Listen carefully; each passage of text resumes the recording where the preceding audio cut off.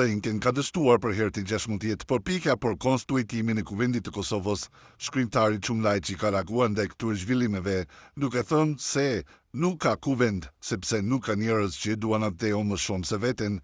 Lajçi përmes një shkrimi publicistik në Facebook ka shtuar se deputetët talen me besimin e popullit dhe se as Iriçi nuk talet me therrën siç talen ata me popullin.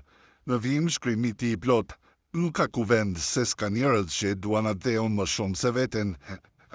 Monologu i artistit të çmendur. Mos e ndryni gojen, i tha me zë të ngjeshur një deputeti që fliste para kamerave si të ishte në ndonjë teatër eksperimental. Fjala është shaka për ekrane, fjala është pshërëtim mëngjesi, është arrahje zemre, piskam shpirti, është si e brendshmja e njeriu që don të qahet si vezë.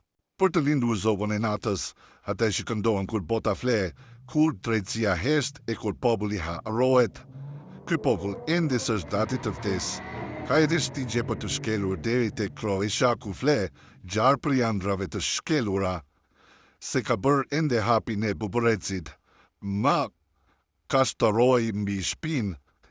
S'është futur akoma në strofullën e urithit, u tha atyre që qeshnin pas kravit të tij me kravata e shtrembëra e buzëqeshit e lodhura.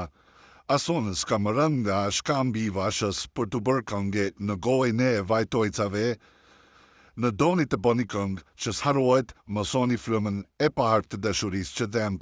Aty si lan ateu, unë kam hipur mbi piramidat e faraonëve që të më flas syri, si heshtja e guackës në diellin e shkretëtirës, siç të flet ty rrejshëm para kamerave. Kujt i besoni ju që si besoni vetes, ju që talleni me besimin e popullit sikur të ishit ndonjë monedhë e vjetër pa vlerë?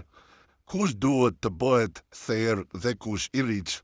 Kush duhet të ngjitet në krahët e një trëndafili dhe kush duhet të lëshoj frytin e kush?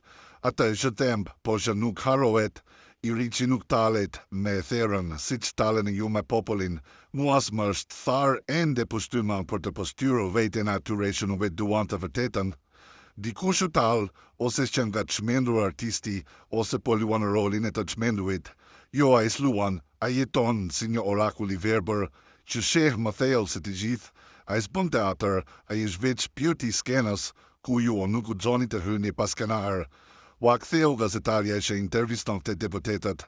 As sot nuk do të ketë krye parlamentar, tha me një buzëqeshje të hidhur sepse as sot s'do të ketë njëri që do të deo më shumë se vetveten.